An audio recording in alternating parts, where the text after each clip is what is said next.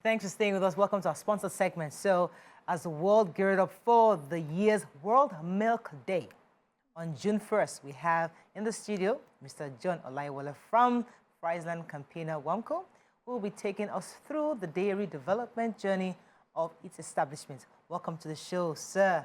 Good Thank to you have very much. you. You're welcome, sir. Pleasure. So over the years, Friesland Campina Wamco appears to have raised its stakes in local content and partnership. Can you tell us more about its development in Nigeria and the journey so far? Thank you so much for asking me that very interesting and passionate story about Friesland Campina Development Program. Over the years, since 1984, we started backward integration in the country. We started with a commercial farm in Jos, VOM, which was more having exotic breeds in there to produce raw milk, and then we used at that moment. But in 2010, we launched our dairy development initiative. We started with Shonga Dairies, where we partnered with Shonga Farms. At that time, the Zimbabwe farmers were in Nigeria. We have 5 different farms where we collect milk. Friesland Campina supported them. We improved the milk quality, and we started collecting raw milk at that time. And at that time, we used to have 10% of the raw milk into the peak and evaporated milk that we have today. So in 2011, we also started a new method of running our dairy development, where we started in Oyo State. We worked with pastoralists, we worked with smallholder farmers, also commercial farmers. So we had to look at all the 3 chains, and we looked at what the problem was, because we wanted to be self-sufficiency in the country. So and we were not saying, oh, Friesland, yes, we have the money to do one big farm, but we wanted to touch lives and look at all the economic stability, the environmental aspect of it. And so we worked with a lot of farmers. Today we work with about 12,500 farmers. We're in Oyo, Ogun, Osun, Kwara. Of course, we are now in FCT. A couple of weeks, we will start our first milk collection in the northern region. So today we are really doing very well in the southwest. Okay. Amazing. And collecting, at a peak period, we've collected over 42,000 liters per day. Whoa. Because we are the leaders in the dairy. Number 1 dairy in the country. So also in the dairy space, in the dairy development, backward integration, we're also number 1. So we are doing that with our grass to glass approach. And that's grass to glass. Okay. So if you look at the chain, it's quite different. We are not saying just go to a farm. We look at the grass, look at quality, because if you look at food security, it's very important. So we are not just collecting milk for collecting sake. People say there's 20,000 cows, but that's not what we are saying. We are saying quality. Quality. Okay. Because we don't want to have people get sick from collecting fresh milk cows. I like the fact that Friesland decided to empower locals. You know, sometimes when we have multinationals come in, they would just want to, because in their head, this quality can only be gotten from outside the country. They want to import. But now you are setting up farmers, you're helping them, and you're using them as well. They are making money, you are making money and running your business. But how do you plan to align your growth plan to the dairy policy in Nigeria? How is it aligning? It's a new one, just signed in some few days ago by the FEC. But if you look at what we are doing, we are Royal Friesland Campina. We've done this in 8 countries. The 9th one is Nigeria as we speak. And so we are aligning it based on the plan we have before now. If you look at what has happened today, we are a company that is proactive. We are not reactive. So we had started ours a long time ago. And what we just need to do is to hop our game. And that's what we are doing today. Today we're working with farmers. We are also incorporating new farmers on board. We've also invested in MVRI, VOM, the northern region, where we also have breeding centers. Also in Oyo State, we just stepped on our model farm. I invite you one of these days to join and see how crossbreeds are working in that place. We want to have more crossbreeds in those farms where we can have farmers. Today you have 1 2-liter cow, and with our crossbreeding you can have 20 liters per cow. So young people can come in. With that, we build the volume that we want to collect and align with the government and also the breeding center. We also do a lot of trainings, having young graduates, veterinarians, animal scientists, food scientists work in the chain, because we be local for local. So aligning that policy with our policies, just hopping our game, increasing our geographical spread, and bringing more partners. Because if you look at SDG 17, it's about partnerships, bringing in a lot of partners. Like today we have the number 1 breeding company in the world, Urus from United States of America, joining us We also have Berenbrock, the grass seed company, joining us, and also the AgriFem from Netherlands. So we are doing all this to ensure that we meet, we align our goals with the federal government goals. And we have also signed an MOU with the federal government. So all this policy is not, it's not new to us. It's something already integrated in our system. We are driving the system with them. I think business now is about collaborations and you're making powerful connections. And yes, we are doing that. Yeah. But I mean, you've actually like answered the question I'm about to ask. But maybe just to be more specific, could you just tell us in the 1 year, in the past year, what your specific strides, innovations, and achievements have been?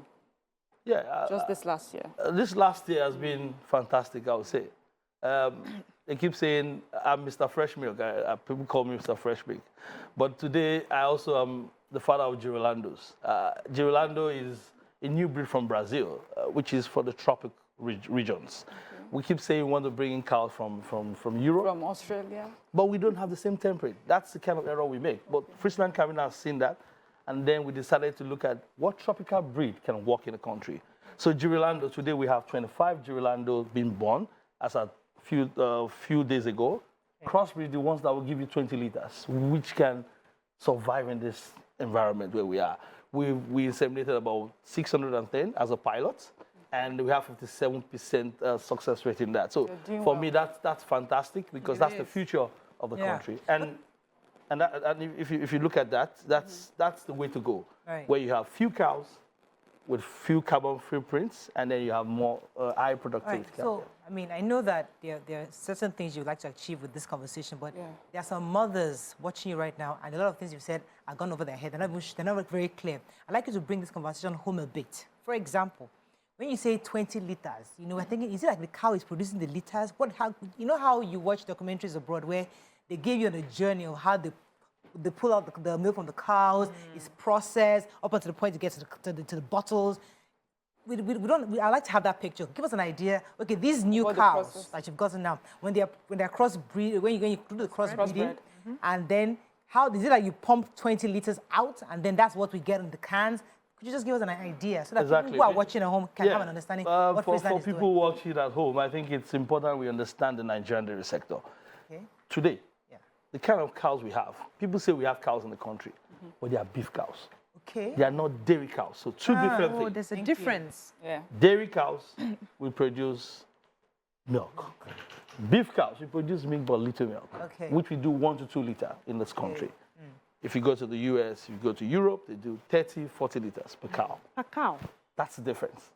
And it's not about the population, the number of cows, it's about the productivity of the cows.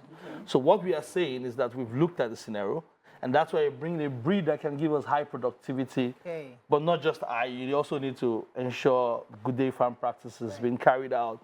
You ensure all necessary stuff is being put in to ensure they get that 20 liters. So for our viewers at home, this is a new innovation, a new achievement that with the Girolando cows, you can have 5 Girolando cows in your back of your house and take from one cow 20 liters at max. You can imagine one cow giving you 20 liters, and the beef cow is giving you 2 liters. Gotcha. So, all right, that's clear now. Thank you. Go ahead. So let me ask this question. Is there any plan? Because, you know, when you travel, you have fresh dairy. You know, you buy fresh dairy.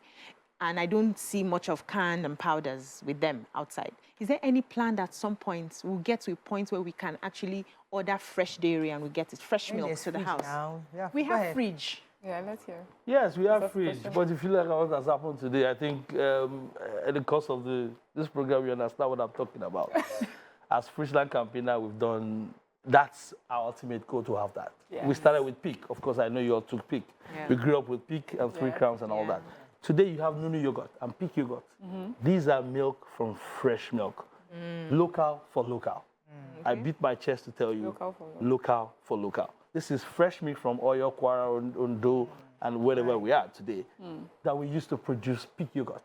So these are the beginning of the fresh we're talking about. Okay. One other thing that we used to look at is that the quality of the raw milk needs to be at top notch before you start doing fresh for fresh. So that you don't have people take fresh milk, sick. and then you find them Yeah. Listerine and all that in the market, in the hospital. So, and that's one of the biggest drive we are doing. We are best in class in terms of quality. Right. We've been able to drive the quality down, and we are doing very well. So, we're So at the next that's the. stage Could I? to see start how Get there. Audrey, so maybe You know when- on your shows you start having fresh Milk, milks right? from Sri Lanka. yeah, I can't That would be wait. nice. A couple of You know, when days. you were saying how you're working with over 12,000 farmers, my question, I was thinking is how do you make sure, for quality control, how do you make sure that you're getting the best from these farmers? Because there's a widespread of farmers in different Exactly. farms. So how do you do that? Yeah, I'd like you to thanks. also answer the issue of challenges you face also with that question. Okay, thank you very much. That's very interesting.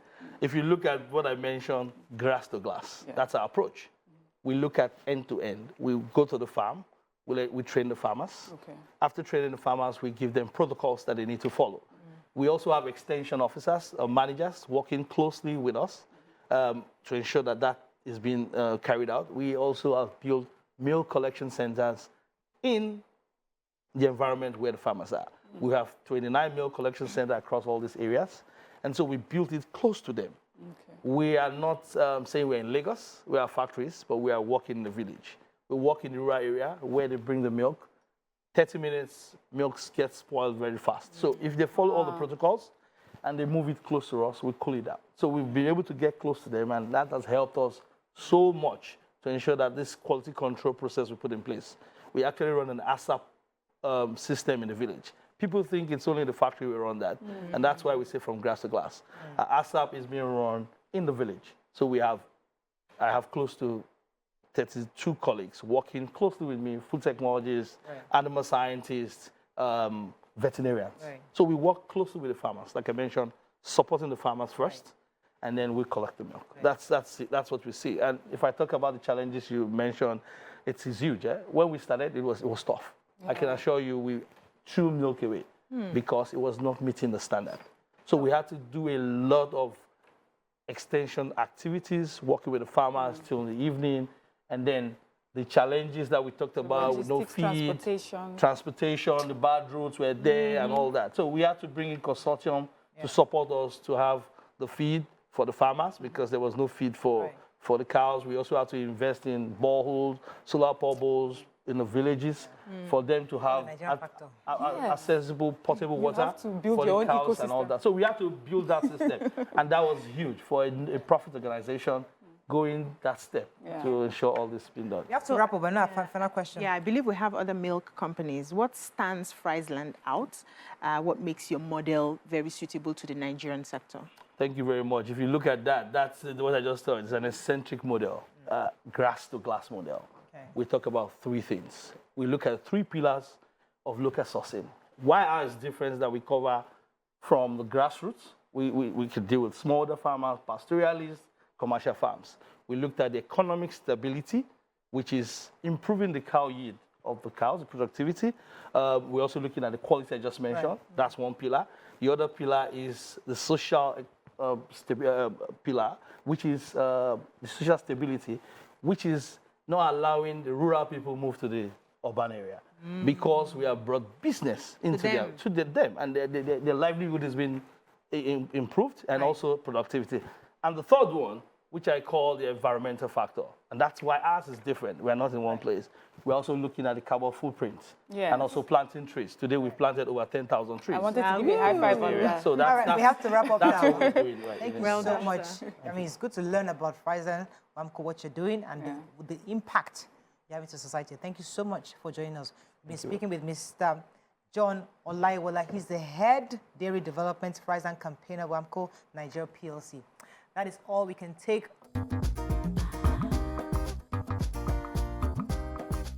Stay tuned. Your View will be right back.